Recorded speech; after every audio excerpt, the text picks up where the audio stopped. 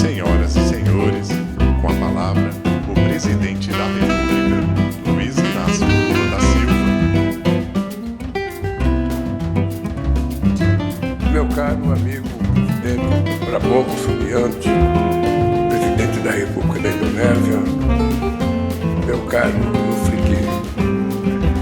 ministro coordenador para assuntos alimentares, em nome de quem cumprimento os ministros e integrantes da Política da Indonésia, meu caro Paulo Vieira, ministro da Relação Exterior do Brasil, ministros Carlos Fábio, Silva, Capucho, Antônio Dias, Isidora Pereira, minha querida Magna, presidente da Petrobras, meus amigos e minhas amigas.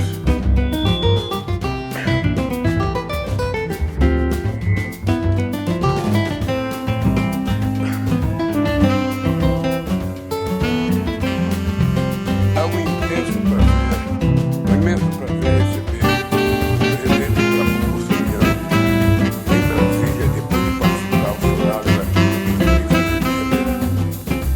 dar a boa-vinda da Indonésia como membro do BRICS foi como abrir as portas da casa para um amigo de longa data. Somos uma das maiores democracias do mundo, formadas por sociedades multiétnicas, forjadas na tolerância e no respeito às diferenças. Possuímos rico patrimônio natural e grande parte da biodiversidade do planeta. Há 70 anos, na Conferência de Bandung, a Indonésia já empunhava a bandeira da luta por uma ordem internacional mais justa. Ouvi atentamente quando o presidente Prabowo criticou na cúpula dos BRICS que o direito internacional esteja sendo subjugado pela força. Por isso, a defesa do multilateralismo é mais necessária hoje do que em qualquer outro momento. O Brasil apoia a entrada da Indonésia no novo Banco de Desenvolvimento dos BRICS, que tem suprido importantes lacunas de financiamento no sul global. Ambos somos vozes importantes em favor da paz. Assim como o Brasil, a Indonésia sempre defendeu que o diálogo é a única saída para a guerra na Ucrânia.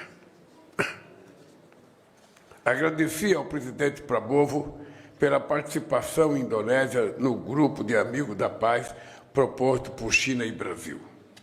Nossos países também têm denunciado incansavelmente as atrocidades cometidas contra a população palestina em Gaza. Nunca tivemos medo de apontar a hipocrisia dos que se calam diante das mais flagrantes violações do nosso tempo. Reconhecer o Estado palestino e permitir seu ingresso como membro pleno da ONU é garantir a simetria necessária para viabilizar a solução dos dois Estados. A afinidade entre a Indonésia e o Brasil se expressam também na abordagem de dois desafios da atualidade: o combate à fome e à pobreza e o enfrentamento à mudança do clima. O programa Refeição Nutritiva Gratuita, promessa de campanha do presidente Prabowo, lançado este ano, é uma das maiores iniciativas de alimentação escolar do mundo, com meta de alcançar 83 milhões de beneficiários até 2029.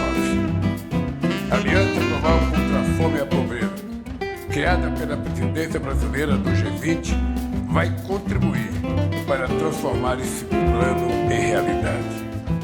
Coloquei à disposição do presidente Prabowo a experiência brasileira do Programa Nacional de Alimentação Escolar, PNAE, referência mundial sobre o tema. Nossos países contam com duas das maiores bacias tropicais do planeta, a Amazônia e a de Bornéu. A Indonésia está conosco no grupo unido por nossas florestas,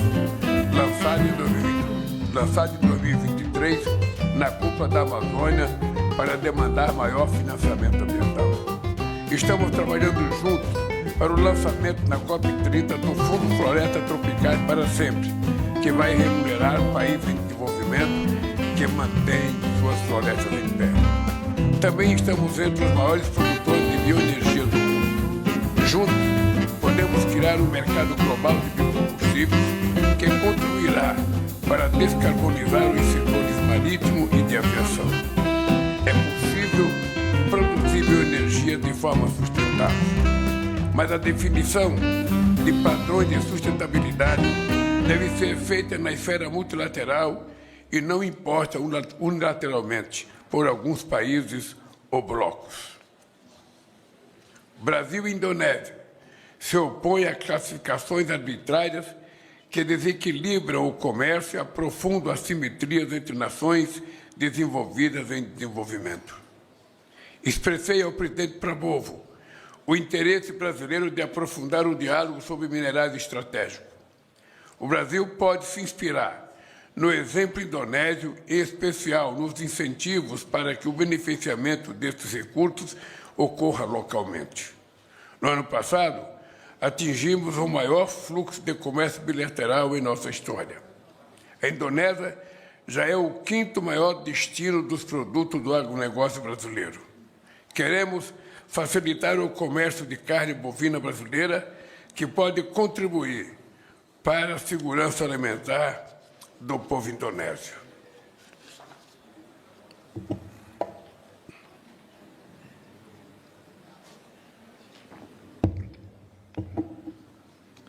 Conversamos sobre a diversificação do nosso intercâmbio comercial, incluindo nas áreas de aviação civil e de produtos de defesa. Uma aproximação entre o Cone Sul e o Sudeste Asiático seria benéfica para o comércio global. Agradeci ao presidente Prabowo, à Indonésia, o contínuo apoio que tem dado ao estreitamento das relações entre Brasil e ASEAN. A ASEAN é um bloco de 680 milhões de habitantes e tem experimentado crescimento econômico acelerado e rápida evolução tecnológica. Seu PIB agregado é de 4 trilhões de dólares, o que representa a quarta economia do mundo, atrás dos Estados Unidos, China e Japão. Espero consolidar esses laços na próxima cúpula do grupo em outubro, na Malásia. A presidência brasileira do Mercosul retomará com os sócios as tratativas sobre a celebração de um acordo com a Indonésia. O interesse de brasileiros pela Indonésia e de indonésios pelo Brasil já é muito positivo. Esperamos, em breve, assinar acordo de cooperação educacional que permitirá a maior mobilidade estudantil entre nossos países. A relação entre o Brasil e a Indonésia é a prova de que a sintonia entre os dois países é mais relevante do que a distância que nos separa. Esta visita renova a parceria estratégica que firmamos em 2008 e lança as bases para um relacionamento ainda mais próximo e robusto. Deixo ao presidente Prabowo Subianto, ao governo e ao povo da Indonésia meu sincero agradecimento, com a expectativa de que já possamos nos rever em breve em Jacarta. Terima kasih. Muito obrigado.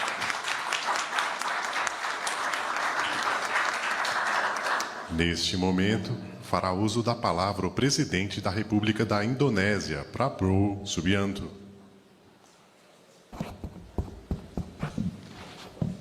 His Excellency President Luiz Inácio Lula da Silva, President of the Federative Republic of Brazil, distinguished ministers and senior officials of both countries, distinguished members of the media, ladies and gentlemen. First of all, I would like to extend my gratitude and my highest appreciation to President Lula for the warm welcome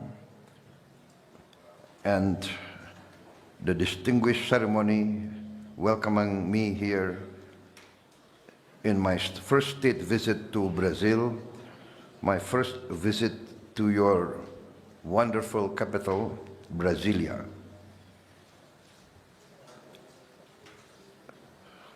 Also, this is my second visit to Brazil. I attended the G20 summit in Rio de Janeiro, November last year, and this year I attended the BRICS summit a few days ago. I look forward to President Lula visiting Indonesia this year in October, because we have nearly the same birthday, nearly the same in October, and I want to celebrate President Lula's birthday in Indonesia.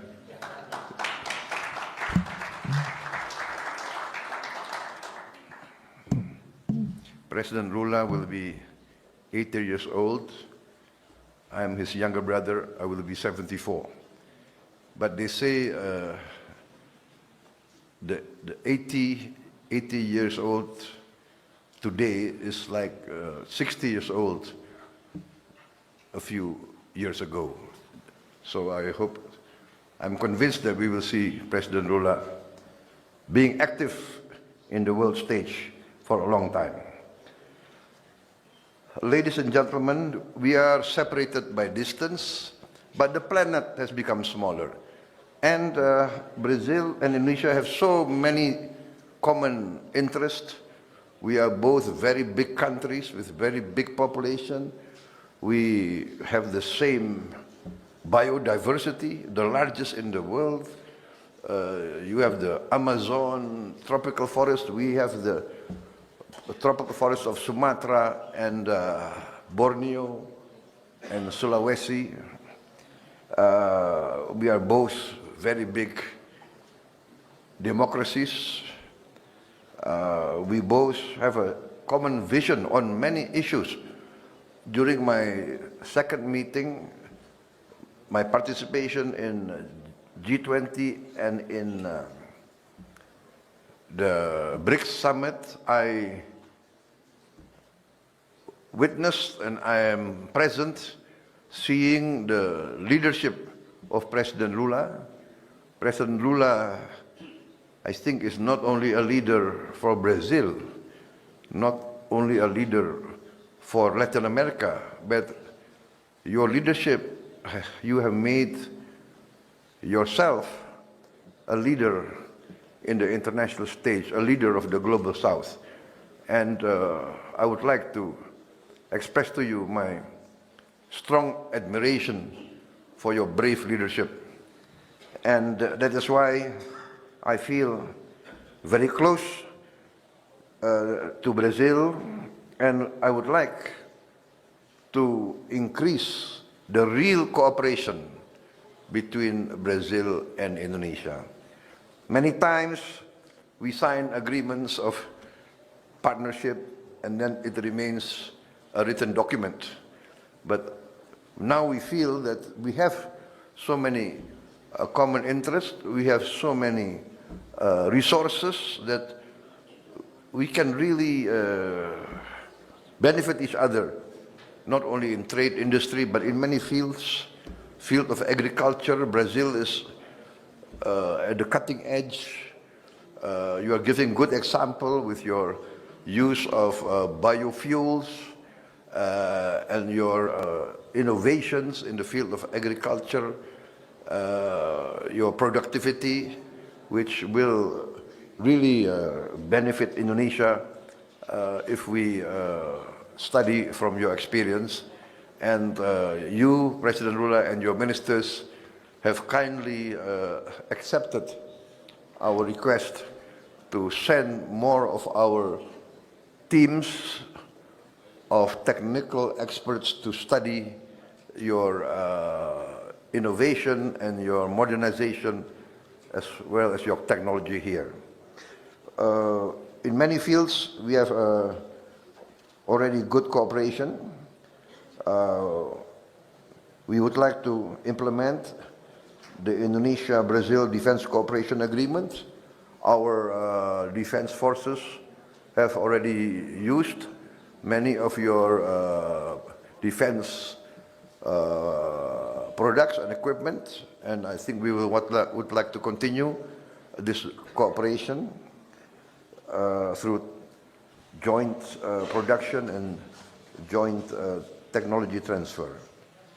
We also would like to increase joint military personnel training and technological collaboration on missile and submarine systems. In the economic sector, we agreed to enhance cooperation in trade and investment, and we welcome very much your plan to bring several hundred Brazilian entrepreneurs with you on your visit so that we can get tangible cooperation as soon as possible.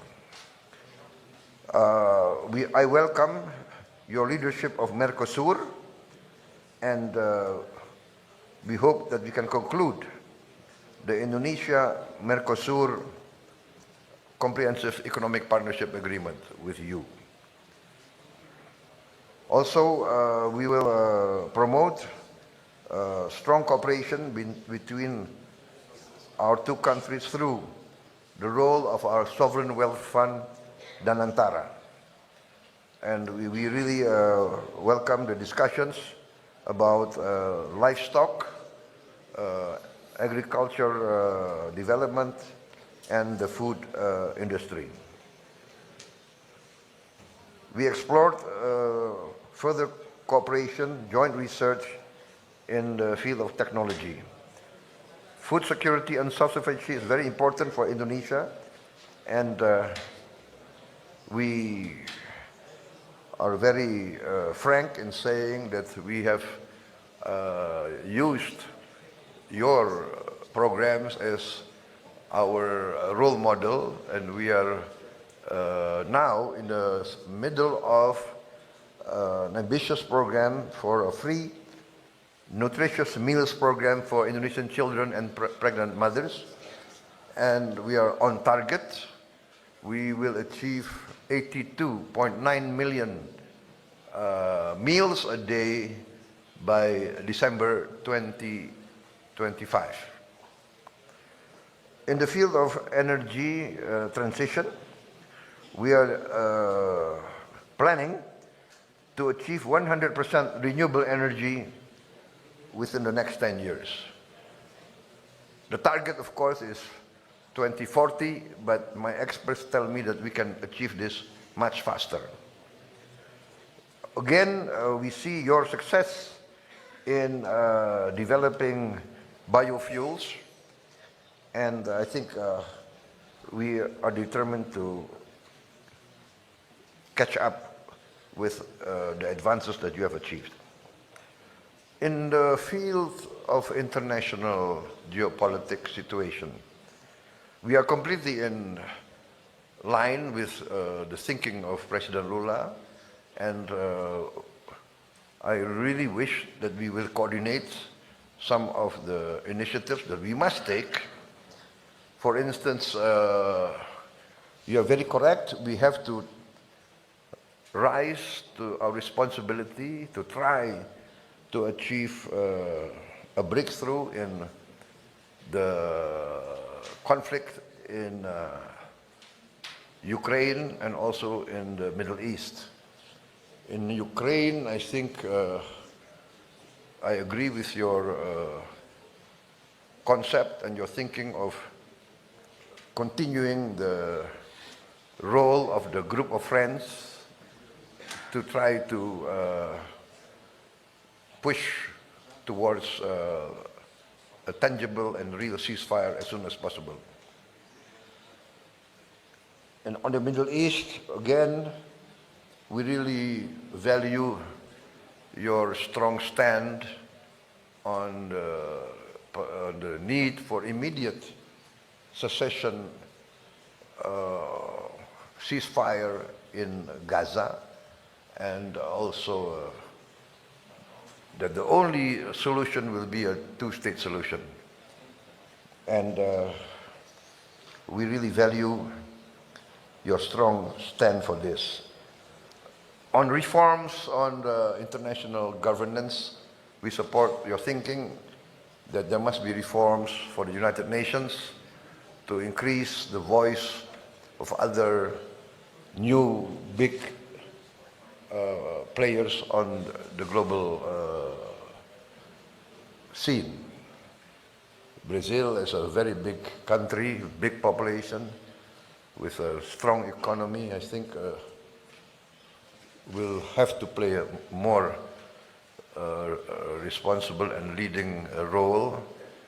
And I think we should combine our efforts, combine our voice to push forward for these reforms, together with other countries, India, South Africa, Egypt, Nigeria, Germany, Japan, Mexico. So, in conclusion, Your Excellency, I think my visit here has been very productive, and I really look forward to your visit with tangible achievements by October.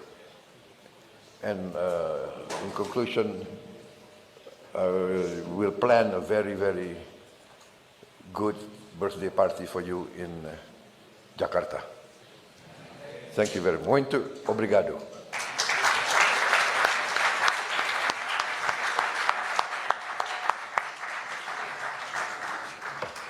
Está encerrada esta cerimônia. Pede-se a todas e a todos que aguardem em seus lugares a saída do Presidente da República e do Presidente da República da Indonésia.